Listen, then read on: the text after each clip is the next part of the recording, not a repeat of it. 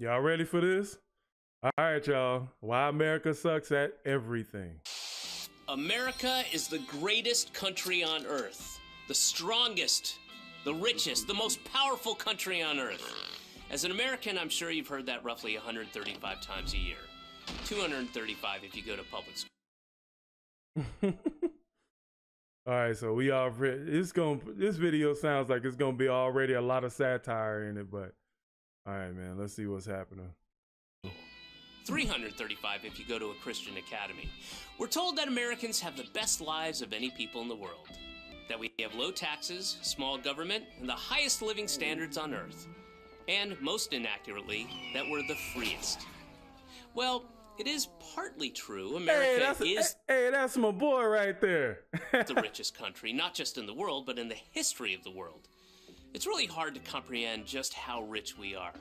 We have 18 million people who are millionaires.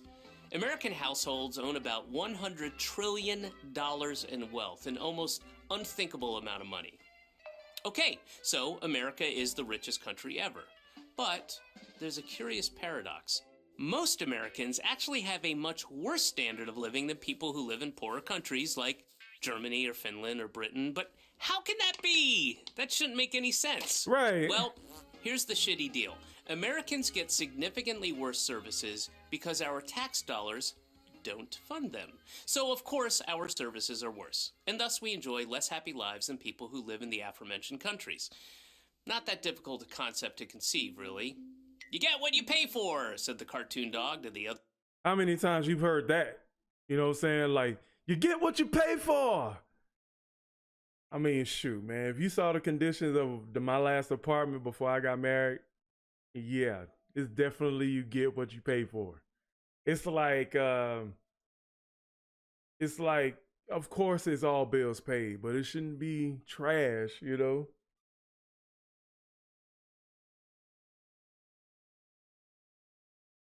All right, Kim, thanks for coming through. Appreciate you. Make sure you said you sent me something.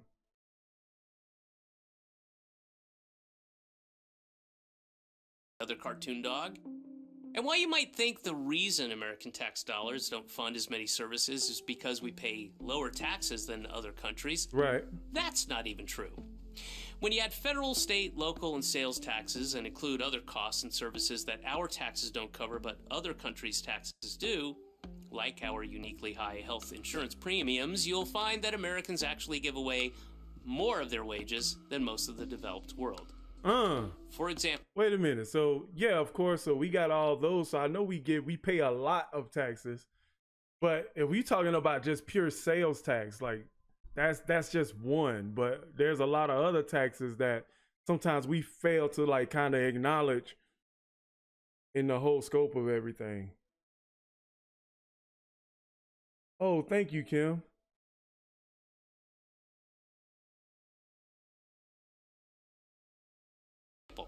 In Canada, for a married worker with 2 kids, all of the previously mentioned costs combined, from taxes to health insurance premiums, make up only 11% of the average wage. What? In the UK, it's just about 26%. Meanwhile, once you tack on the cost of our outlandish health insurance premiums, you're spending a whopping 43% of your paycheck. That's more than France, Finland, Sweden, and Norway.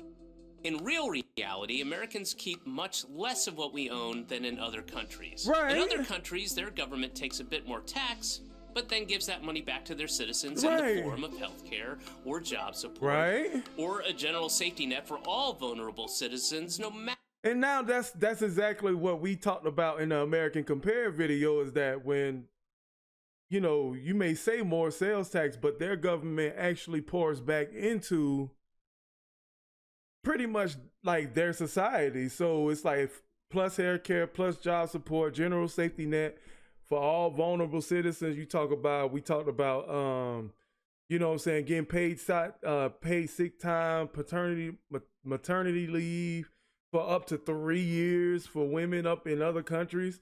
So you talking about something like, you know what I'm saying, we have to fight and get lawyers for that kind of stuff in America if it's not in your employee benefit, whatever. You know what I'm saying? Like, we got to fight our bosses or come back to work because we're out of leave, not because, oh, well, we got to pay the bills. The bills don't stop just because I'm hurt. So I'm going off on a rant. But anyway.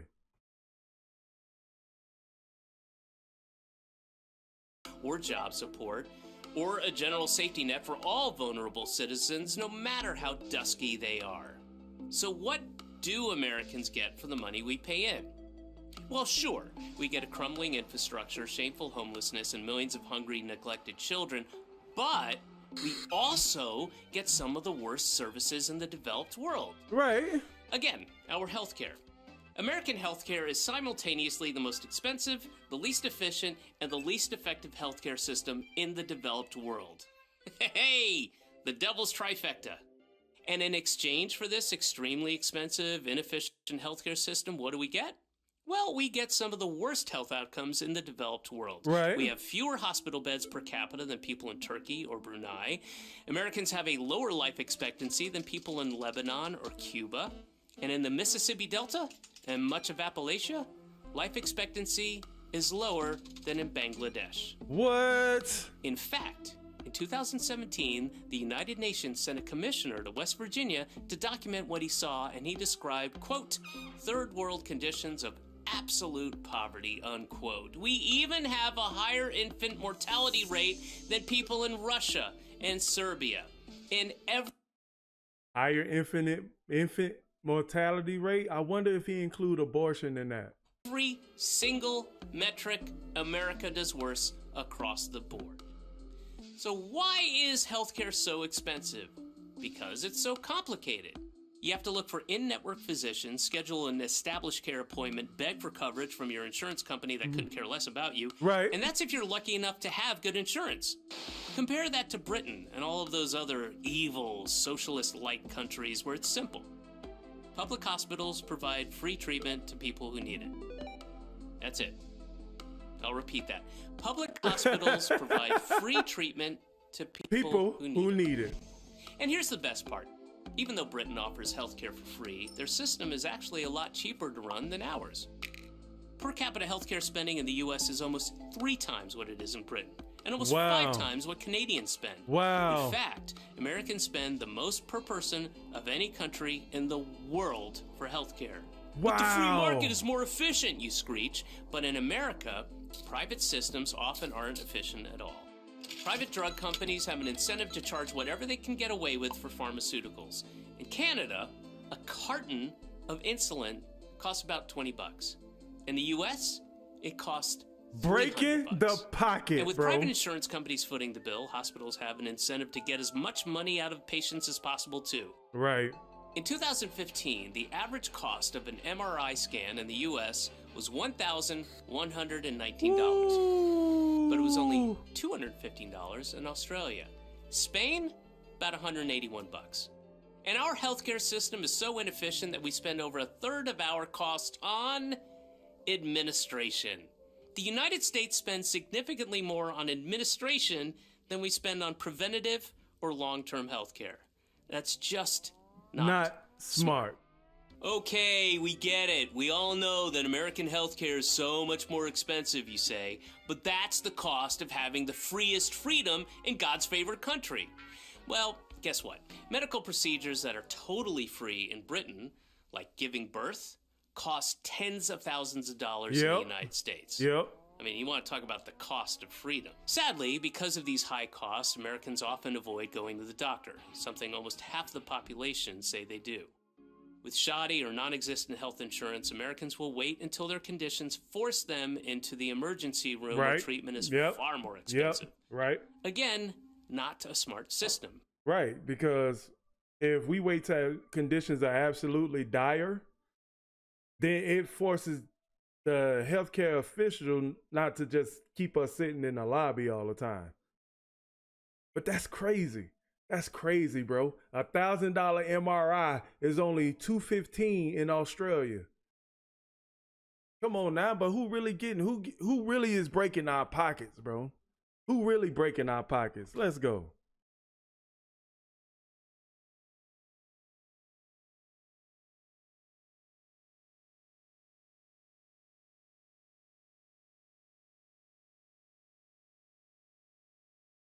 Come on.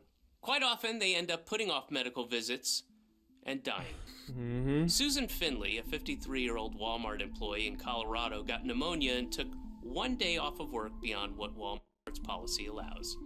So of course, Walmart's gonna Walmart, which they did by firing her. Without her job, she lost her nominal health care coverage, she struggled to find new work, and after avoiding a visit to the doctor for flu-like symptoms, she was found dead in her apartment. When Americans do manage to get treated, they frequently I wonder how often that happens. can't afford it. Simple, life-saving treatments can cost tens or hundreds of thousands of dollars, and if they don't have really good insurance, they're forced to take on medical debt. Tens of millions of Americans owe medical debt, often into the tens of thousands of dollars. Meanwhile, in a country like Britain or Norway, medical debt is almost unheard of. But hey, that's why GoFundMe is such a critical component of American healthcare. 1 in 3 GoFundMe campaigns is now for medical bills. I'll repeat that. 1 in 3 GoFundMe 33%? campaigns is now for medical bills. America is such a strong, powerful, rich, and great country that its citizens have to beg strangers on the internet for money so they can get life-saving treatments that are free in the rest of the developed world. But hey, that's just healthcare. Americans get terrible deals wherever you look. Let's take work, for example. Okay. Americans work longer hours than people in any other rich country in the world, and Right. that's not because they enjoy sleep deprivation and not seeing their families for days at a time. It's because they don't want to starve, or freeze, or die. See, America has the least generous job support programs, the least Right. generous family benefits, and Right. the least generous unemployment benefits of any wealthy country. Right. It's one of the only countries on Earth that doesn't guarantee paid time off for vacations. Basically what we talked about in that American Compare video.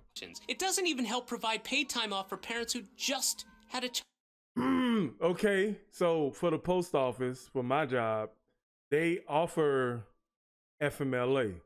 But that FMLA is up to 3 months, but that FMLA is not paid, bro. I could take time off for free. They're not gonna pay me to stay home.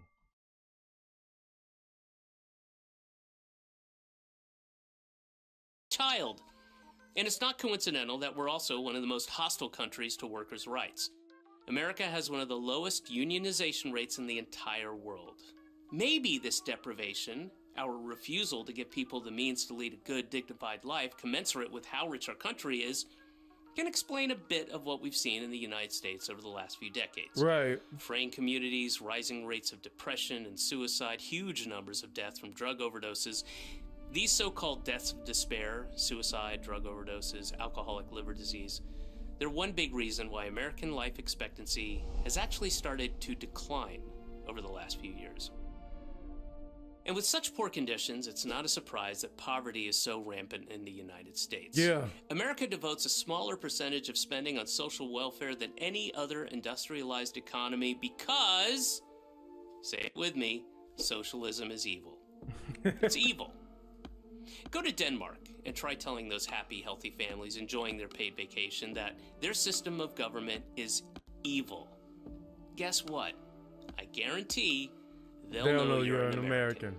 But I digress. America also has the highest rate of child poverty of any developed country, and the highest percentage of workers earning significantly less than the national median income. That seems pretty evil to me. Yes. Especially since such a tiny fraction take as much of your money for themselves and their families as you will let them. All the while, both parties smile and shake hands. Across every single metric, no people accept a worse deal than Americans today. High taxes, high cost of living for next to nothing in return from the government. Right. The most expensive healthcare system for... And in return for less than nothing in the government. But we get lockdowns. But they ain't sure gave us lockdowns, right?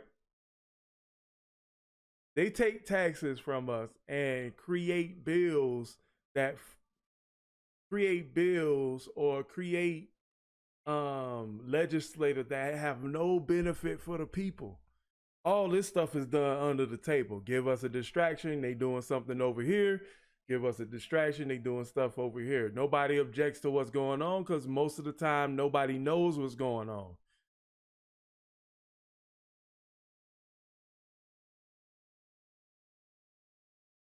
The worst health outcomes. More money taken from workers for the highest rate of child poverty. We are the richest country in the history of the world, but we have fewer miles of high-speed rail than Uzbekistan. We are the greatest country in the world, yet we have the most people in prison of any country, and the highest... There's definitely a reason for that. ...incarceration rate as well, and a higher rate of police killings than in Angola and Sudan. America is bad at everything because instead of choosing to make life better for people through a public healthcare system or more generous childcare policies or better public transit or programs that allow people to spend more time with their families, American law is designed and crafted to protect a class of parasitical middleman industries. Yep. Instead of using a proportionally tiny piece of the massive amount of the wealth in this country to make people's lives healthier and happier. Most of our elected leaders are, and have been for generations, engaged in a massive project of looting, gently and lovingly guiding as much money as possible from working people into the pockets of the well-connected and the ultra-rich. Think about that as we start hearing about the inevitable rise in homelessness, poverty, starvation, and sickness that will occur during these coming months and years in the greatest, strongest, richest, most powerful country on the face of the earth. That last statement is so ominous. It's so ominous because look what happened the last 2 years. Look at the emotional roller coaster that America put us on in the last 2 years. When the common man like me, or somebody else offers a different alternative to keeping yourself healthy, you get shut down by information hacks, basically. You know what I'm saying? Public opinion gets shut down. You know what I'm saying? This is what I feel like is best doing. That lets you know, really, you're not in control of your life here. Even though we have social media, we have all these things, it really does just suck. Like, why is gas $3 in Texas and $40 of I'm just exaggerating, but it's $40 somewhere else? You gotta think about that. You know what I'm saying? Why is cost of living so high? Why is cost of living so high? Why are these things going up from year to year? You know what I'm saying? That's the stuff that people have questions about, but yet the information that we need is never presented to us in such a way that we can make very well-educated decisions. So that's why you get a force of people online talking about it and revealing and leaking information so people at least have a chance in this society. And the way he just talked about it in the video, man, it's just not giving us a chance, man. But just let's finish.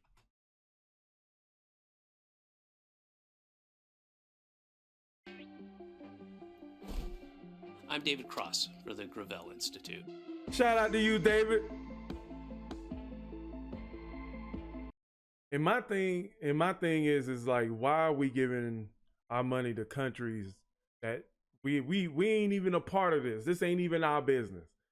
And America, the people who runs America, they jumping in everything pretty much. Oh boy. I mean, what else is there for us to do? Man, you gotta grow in knowledge and understanding. You know what I'm saying? I'll catch y'all later. Peace.